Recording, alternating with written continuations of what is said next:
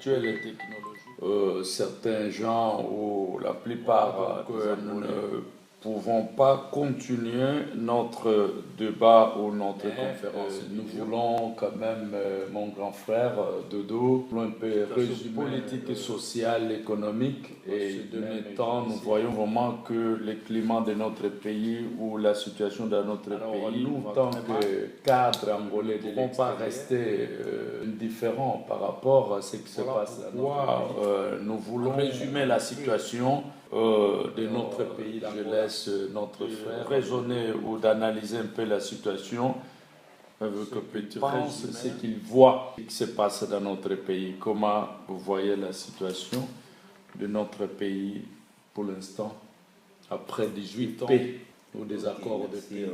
Frère Da Silva, nous sommes ici pour ce qu'on appelle l'éveil au niveau de la diaspora par MPDA qui est un mouvement de développement et de paix en Angola. Donc voilà, nous sommes là et nous avons pensé aujourd'hui parler avec nos compatriotes étant à l'intérieur de l'Angola, vidéoconférence, mais compte tenu de certaines entraves, nous n'avons pas pu procéder à cette mission que nous avions préconisée. Mais on en profite de cette occasion aussi, vous parler aussi des 18 ans de paix en Angola jusqu'à ces jours. Parce que vous savez bien, l'Angola, c'est un pays qui est souverain, qui a connu son indépendance depuis... Déjà, nous avions aujourd'hui notre troisième président, Jean Lorenz, et qui vient de remplacer l'ancien qui a pu signer les accords de paix.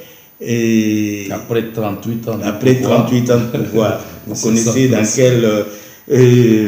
quelle optique il a pu ses pouvoirs qui n'étaient pas dans les normes établies aux accords nous allons parler aujourd'hui de ces 18 ans de paix et quelques lignes pour vous faire réfléchir, aussi vous donner des matières, comment les choses. Alors, donc, chers compatriotes, nous voulons au moins vous parler de ce que les 18 ans de paix nous a apporté. Donc nous avions au moins localisé des facteurs déterminants, qui est la paix et la réconciliation nationale.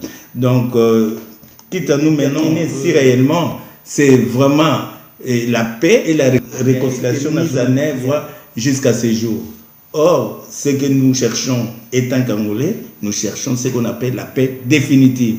La paix définitive pour qu'il y ait au moins une Angola prospère. Une Angola, c'est comme ça que nous sommes là, pour au moins vous faire passer ces messages qui est très important comme compatriotes, de s'associer, de participer au processus de la démocratisation en Angola. Da Silva pour continuer un peu aussi d'approfondir dans quel état l'évolution positive et définitive de cette qui a eu lieu au mois d'avril 2000. Voilà, moi je crois que c'est vrai, il y avait des accords, ce qu'on appelle les accords complémentaires par rapport je crois le début a été bien parti, mais avant de revenir là, moi je crois qu'il y avait déjà un gouvernement de l'unité nationale qui avait déjà amorcé avec quelques grandes lignes pour vraiment tracer le chemin pour la démocratisation de l'Angola.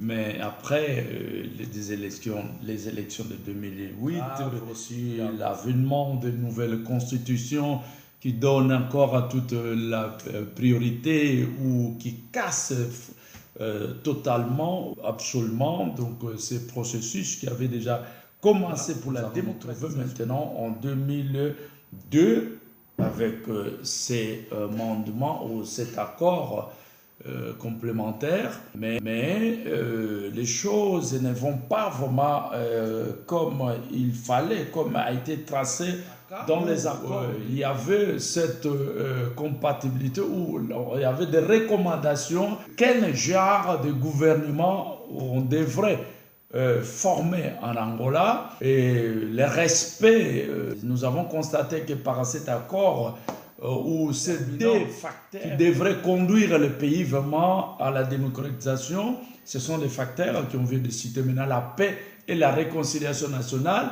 Donc, quelque part, il manquait encore l'évolution positive. Et puis, le compromis de cet accord n'a pas été matérialisé et manque d'état de droit et la mise en œuvre des institutions démocratiques qui devraient donner cette image, une Angola démocratique, une Angola de paix, une Angola de liberté et de respect des droits fondamentaux. Parce que nous avons eu, il ne faut pas oublier, mon frère, les frères angolais savent bien, les sœurs angolais, qu'il y avait la paix militaire et non la paix sociale ou la paix économique aussi, on pourrait dire, mais il y avait uniquement la paix militaire, sociale, une paix politique et économique. Donc ça n'a pas été fait. Le parti au pouvoir, il va changer totalement tout ce qui a été déjà amorcé. Il va sortir de ses chemins et il va prendre son régime presque. Donc, on a constaté le retour d'un régime militaire, un régime de parti unique et qui n'a pas aidé vraiment les pays à continuer son pas comme il était. Encore. En fait, mon frère Da Silva, vous savez bien que ce que nous venons de constater, que réellement il y avait la paix militaire. Mais est-ce que tous ces militaires ont été insérés? Parce qu'il y a des réclamations qui s'amènent que voilà, il y a certains démobilisés qui sont. Est-ce que jusqu'à ces jours, qu'est-ce que l'État angolais pense pour ces démobilisés qui traînent encore, présentent des difficultés énormes pour s'insérer dans la société angolaise? Effectivement, donc le problème est que, comme je disais, commencé, mais après le système a transformé encore, et s'est transformé encore en régime de parti unique, et il a abandonné donc les accords. Je dirais, il a effacé, il a abandonné les accords, il a pris son propre chemin, respecter même l'intégration de l'UNITA et de ELNA qui était aussi inclus dans cet accord de Lusaka, parce que ELNA faisait déjà part de ces accords. Les trois forces dirigées militaires de l'UNITA donc devraient être insérées dans les forces nationales ou intégrées dans ce processus, parce que les démobilisés devraient quand même bénéficier de quelque chose, et ce qui était en fonction aussi une autre question. Moi, je crois que l'MPLA, il a totalement ignoré les autres partis qui faisaient part de ces procès. Et voilà, donc nous nous trouvons dans un système de parti unique, que les cadres du MPLA et non les cadres de l'UNITA et de l'FNLA. Notre facteur qui est déterminant, c'est celui de la réconciliation nationale. Nous avions vu qu'après les accords de paix, il y a quand même une intolérance politique, et il y avait des arrestations arbitraires, il y a des arrestations extrajudiciaires. Est-ce que ces mécanismes qui ont été mis sur place par ces protocoles, est-ce que ces protocoles a été respecté ou non? Non, les protocoles n'ont pas été respectés, comme je disais, parce que là, on a vu que l'intolérance politique, l'exclusion sociale a pris place, les arrestations arbitraires et extrajudiciaires, le manque de liberté d'expression, et pourtant nous avons une constitution quand même qui donne privilège, ces droits de manifestation ou de réunion, mais nous avons constaté que chaque fois que les jeunes Angolais se rassemblaient, leurs droits ou le bien-être de tous les Angolais, et ça finit toujours par une brutalité policière, les arrestations arbitraires et extrajudiciaires. Et alors là, l'accord n'a pas été respecté et n'a pas été mis en œuvre. Alors merci. Qu'est-ce que nous allons dire? Parce qu'il faut encore respecter l'opposition, malgré tout un tas des éléments qui, pendant ces 18 ans, il tient toujours. Est-ce que l'opposition agit d'une façon constructive? pour cet futur État angolais, où l'opposition aussi agit d'une façon contribuer assez inadapté pour un pays d'état de droit. Moi, je crois que nous avons un problème au niveau de l'opposition. D'ailleurs, je dirais que l'opposition est opaque et inexistante. Parce qu'une opposition, finalement, quel est l'objectif de l'opposition? L'opposition met sa position pour devenir aussi gouvernement, ou sinon fiscaliser les actions du gouvernement en place. Mais nous constatons que notre opposition ne joue pas son rôle. Et sa présence même au Parlement, nous demandons pourquoi la présence de l'opposition dans ce Parlement angolais, un Parlement qui ne respecte pas les droits de minorités, un Parlement qui n'a jamais été fiscalisé ou qui ne fiscalise pas les actions du gouvernement ou de l'exécutif. Pourquoi l'opposition d'abord? Et deuxièmement, pourquoi l'opposition prend place dans ce Parlement? On ne sait pas exactement quel est le rôle de l'opposition quand les jeunes sont tabassés et qu'on voit rien, quand le pays va mal, quand l'économie va mal. On ne voit pas des actions de l'opposition parce que nous attendons que cette opposition soit visible dans toutes les sphères politiques, sociales, économiques du pays.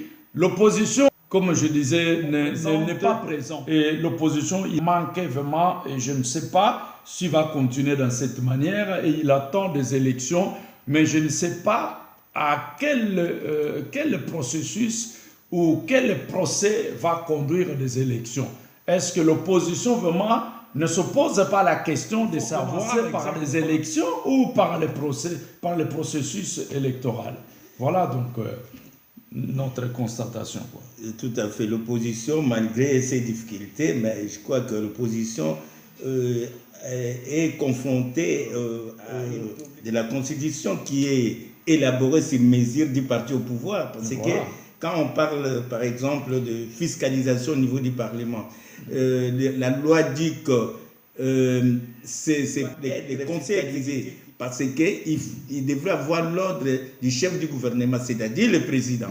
Alors, c'est l'unique président qui peut être fiscalisé. Or, la loi dit qu'on fiscalisait le président. Cette constitution est adaptée ou bien il est inadapté aux réalités d'un état de droit pour faire avancer un pays, ce qu'on appelle un pays prospère. Mon frère, ce n'est pas la loi qui stipule cette interdiction de ne pas fiscaliser les gouvernements en place, mais c'est les gouvernements, c'est l'exécutif qui ne laisse le Parlement jouer son rôle. Mais la Constitution défend. Donc là, ce n'est pas un problème de la Constitution, parce que la Constitution défend déjà, il donne déjà cette autorisation au pouvoir, les législatifs, mais l'exécutif ne permet pas que le Parlement puisse faire son travail, quoi. Voilà, c'est là où nous nous trouvons. Je crois que le grand problème maintenant est de aller aux élections avec quelle constitution, avec quelle loi électorale, avec quelle commission et comment ces élections vont dérouler. Parce que nous allons parler des élections de 2017 et vous-même peut-être vous êtes ce processus qui date déjà de 92, 2008, 2012 jusqu'à arriver aux élections de 2017 avec l'élection du nouveau président. Je ne sais pas qu'est-ce que vous dites, la façon de déroulement de ces élections depuis 92, 2008, 2012, 2017. Quelle est votre constatation par rapport à ça? Moi, je crois que si on entre dans ces chapitres électoraux de 2017, nous avions arrêté comme constat que ces élections n'étaient pas des élections probables. Ces élections ont été organisées par une commission qui n'était pas une commission indépendante. Donc une commission qui n'était pas crédible, donc des équilibres au sein de la commission électorale. Mais ce que je reviens à l'opposition qui souhaite qu'on puisse avancer pour les élections locales. Mais est-il que toutes ces élections qu'on appelle l'audit, l'évaluation, pour voir réellement comment les élections ont fonctionné, pour au moins amorcer la nouvelle élection. Alors, quitte au parti d'opposition et de revoir ces chapitres de façon que les gens puissent voir clair pendant les élections. Parce que les élections sont des élections qu'on appelait, et même l'appelait, les élections frauduleuses. Voilà. Donc, jusqu'à présent, il est demandé pression au gouvernement de façon qu'il puisse revoir ces lois électorales et aussi la nomination de la commission électorale. C'est ça qui est très important. Et faire l'audit pour savoir, nous avons des élections, nous avons de tels garde-fous. Mais si on n'a pas de garde difficile, qu'on puisse au moins aller à l'alternance, donc au changement, ça sera difficile. Ça sera difficile. L'MPLA sera toujours au pouvoir parce qu'il a la machine. Voilà, c'est ça. Je voudrais quand même ajouter dessus que ces élections sont organisées de même manière depuis le début, avec la même commission électorale, avec le même mécanisme. La mise en place aussi de la commission électorale, comme on dit, là la Constitution parle d'une commission électorale indépendante, mais là, en pratique, nous voyons une commission électorale d'un parti politique, parce que majoritairement de membres de cette commission appartiennent ou ce sont des membres du MPLA. Le président, l'adjoint ou tout le cabinet tout entier vraiment est formé par des membres du parti. Manque d'audit, comme vous venez de dire, dans ce processus électoral, manque de transparence, manque de parité et de neutralité, parce que si on parle d'une commission électorale indépendante, à mon avis, il soit représenté surtout par des membres de la société civile. Mais nous ne voyons aucun membre de la société civile et nous voyons que la majorité sont des membres du MPLA. Parce que c'est MPLA même qui choisit, c'est l'MPLA qui choisit qui doit être le président de cette commission électorale. Alors, ou soit on passe par des élections du président de la commission électorale, mais nous voulons que ça soit la société civile à diriger cette commission électorale pour qu'il y ait vraiment parité et puis cet équilibre politique. Ça se voit déjà, c'est clair, c'est prévisible. Même au CDMP là, il y a des gens qui sont conscients, qui savent que voilà, ces élections n'étaient pas. Il y avait des manœuvres combinées de façon que l'MPLA puisse passer au pouvoir. Ils ont passé, ils sont venus avec ce qu'on appelle la lutte contre la corruption, le nouveau président. Quelle est la différence entre le nouveau président et l'ancien? Donc, cette lutte contre la corruption, c'est bénéfique pour le pays. Qu'est-ce que nous avions déjà comme effet de cette lutte jusqu'à ce jour? Peut-être vous, étant que responsable politique, vous avez certains éléments à nous avancer. Moi, je crois que dans cette optique, les changements que tous les Angolais espéraient, et tous les Angolais savent bien que ces changements ne pourraient pas venir du côté du parti au pouvoir, parce que c'est 38 ans que M. Santos a dirigé ce pays, vraiment des changements palpables. Ils ont cassé autant de milliards de dollars. Ils ont fait autant de lignes de crédit avec la Chine qui peut même emmener encore les pays indéterminables parce que le pays ne s'en sortira jamais dans les litiges. Le pays ne s'en sortira jamais dans les crédits.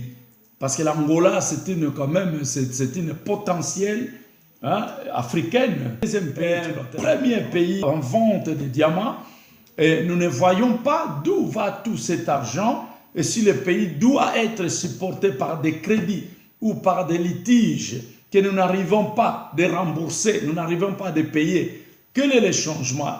Moi, je crois qu'il n'y a pas de changement. Il y avait qu'un changement de Santos vers l'actuel président, M. Lourenço, parce que lui, il suit tout simplement ce que Ce que Santos faisait, c'est ça que M. Lorenzo est en train de répéter. La même politique sécuritaire, la même politique économique, la même politique sociale. Donc, nous n'attendons pas vraiment les changements avec l'MPLA. Est-ce que nous pouvons dire aussi que l'MPLA, vraiment, c'est un parti démocratique? Si réellement nous regardons nos partis en Angola, peut-être nous pouvons dire l'expérience de l'UNITA qui vient de faire élire son nouveau président d'Acosta avec 5 candidats. Chose faite en Angola. Est-ce que vraiment l'UNITA peut nous amener une démocratie en Angola? Moi, je crois qu'il fait déjà preuve de cette démocratisation. Si nous prenons l'exemple de ce congrès qui vient de dérouler il n'y a pas longtemps, et nous voyons bien avec 5 membres, hein, donc c'est les membres qui ont choisi, c'est même si les délégués, mais ils ont choisi parmi les 5 membres. Il y avait la transparence même internationale. Et c'est pour la première fois qu'un parti politique angolais donne les leçons au parti au pouvoir. Donc, qu'est-ce que nous constatons lors du congrès, l'organisation des congrès du parti au pouvoir? Nous voyons qu'un seul candidat qui était indiqué par les membres du comité central du bureau politique, mais il n'y a pas d'élection au sein du MPLA. Alors l'UNITA fait preuve de cette démocratisation, l'UNITA fait preuve que prêt à donner une image différente de l'Angola. Donc voilà, donc là, moi je crois qu'elle est prête de faire la différence dans notre pays, quoi. Nous voyons aussi le président Jorge Lourenço qui arrive avec son thème là de la lutte contre la corruption. Est-ce que c'est thème qui a été déjà avancé lors des campagnes électorales par l'opposition? Donc c'est l'UNITA qui dénonçait que vraiment, en tout cas, il y a blanchiment des fonds, il y a fuite des fonds, l'économie en baisse, stagnation, corruption, enseignement, chômage et annexé. Comment alors maintenant le nouveau président essaye de récupérer ce qu'il a promis comme argent, que les mêmes qu'il dénomme les marimbundu au sein du MPLA qui ont fait la fuite des fonds à l'extérieur. Moi, je crois que ça n'est pas que d'une simple campagne électorale comme simple nous étions habitués pendant 38 ans du règne de M. Santos. Donc, l'MPLA, c'est un parti qui vit par des mensonges. L'MPLA, il vit que par des manipulations et par des mensonges. Comme nous avons un peuple qui... c'est vrai, l'Angola a un problème d'éducation, un problème de la scolarité. Vous savez bien que l'Angola a eu du retard vraiment par rapport à d'autres pays africains. Et à ce niveau, moi je crois que parler avec un illettré, ce n'est pas la même réflexion. Nous n'avons pas la même réflexion. Vous voyez que parler avec un intellectuel, il peut te comprendre rapidement, malgré, nous avons, c'est vrai, une classe intellectuelle qui est aussi un peu corrompue, parce que c'est qui donne l'image de la corruption en Angola, c'est vrai, ce n'est pas les illettrés, ce qu'on appelle les illettrés, ceux qui n'ont pas étudié, ce n'est pas vraiment eux qui sont immergés dans cette bande délectible. Je dirais, M. Lourenço, lui, ne peut pas s'échapper parce que M. Lourenço, il a fait partie de ce gouvernement. Il était secrétaire général du MPLA, il était ministre de la Défense. Donc, il ne peut pas échapper. Il faisait déjà part dans cette bande de ce que lui-même, il appelle des marimbondos. Lui-même, il est marimbondo parce qu'il a participé dans toutes ces manipulations, il a participé dans tous ces mensonges contre notre Pérou. Alors, vous venez de souligner que voilà, notre pays, c'est un pays qui a beaucoup d'analphabètes, qui est rien d'autre que la conséquence de la colonisation. Voilà. Peut-être nous qui avons eu cette chance d'aller à l'étranger, qui ont pu étudier, parce que, bon, vous savez qu'à l'époque, il faut que tu sois ce qu'on appelle assimilé. Les assimilés, voilà les termes qui conviennent. ce sont les assimilés qui avaient la bonne position, qui ont toujours la bonne position en Angola jusqu'à nos compatriotes angolais qui n'ont pas eu cette chance d'aller un peu plus loin aux études parce que la colonisation n'a pas permis ça, le système colonial. Mais pas seulement colonial, mon frère Bello, aussi le néocolonialisme qui s'est installé au sein d'IMPLA. Ils sont c'est l'héritage de ces régimes coloniaux. D'accord, on ne refuse pas, ils sont là et ils continuent au pouvoir parce que bien que le premier président est parti, c'est l'MPLA qui continue. C'est ainsi qu'ils ont difficile de faire avancer le pays. Ouais. Par exemple, je peux donner un exemple simple. Hein? En termes d'enseignement, en termes de droits des enfants, vraiment ça m'a fait couler des larmes parce que nous avions quand même vu une image des enfants angolais qui traversaient avec des pirogues pour aller étudier de l'autre côté. Et ces enfants, on met des enfants devant des risques. Hein? Ils puissent, jeunes filles, chacun sa pirogue. Hein? Alors, où est l'État? Mais on nous parle que l'Angola, c'est un pays que la population n'en profite pas. Et cette richesse, c'est gens qui ont été au comité central, qui ont été au bureau politique, qui ont détruit le pays, et qui retiennent le monopole. Moi, je souhaite que l'MPLA va à l'opposition pour apprendre la démocratie. Et je crois que nos compatriotes angolais venaient s'associer, venaient nombreux à nos émissions que nous allons lancer à partir. Vous allez apprendre. Donc, faisons ce qu'on appelle la démocratie participative. Voilà. Hein? Soyons ensemble, soyons unis. Hein? Soyons unis pour l'Angola de demain. Merci. Voilà, mais on n'a pas parlé un peu des conséquences quand même de cette persistance du régime. Ah, vous avez raison. Vous avez raison. Quand même, il faut parler. Des conséquences néfastes. Voilà, néfastes. Il faut parler dans ce débat que nous allons organiser bientôt, mais qu'ils prennent quand même en considération les conséquences que nous vivons aujourd'hui. Hein, donc, ce pouvoir autocratique, ce pouvoir totalitaire, il a une conséquence dramatique, une conséquence néfaste de notre économie ou de notre pays. Hein? Voilà, donc si on peut encore ajouter par rapport à ce que nous allons débattre, sache que nous avons le népotisme qui est installé en Angola, la corruption, le blanchiment de fonds publics, le chômage, l'économie, la santé et l'enseignement qui ne vont à rien, des installations, nous avons vu des constructions, de belles maisons, mais combien de temps ces maisons sont existées? Je donnais l'exemple de l'hôpital central. Après quelques jours, il y avait des fichiers un peu partout, où ils ont jeté beaucoup d'argent, ils s'abusaient avec l'argent de l'Angola. La conséquence est là aujourd'hui. La santé, la sécurité dans la société. Donc nous avons un problème très sérieux et il faut que les Angolais sachent que si nous ne changeons pas de mentalité, nous ne changeons pas de politique en Angola et que la situation ne va jamais changer. Parce que si nous faisons la même chose, nous ne pourrons pas attendre que notre réflexion, je crois, doit se baser surtout dans cette optique-là et que tous les Angolais souhaitent les changements. Pour qu'il y ait les changements, il faut quand même que la politique sociale, économique de notre pays. Moi, je crois que ça, c'est l'essentiel. Il nous faut aussi des dirigeants qui ont ce qu'on appelle l'amour patriotique. Voilà. Qui ne va pas se servir. Voilà. Non.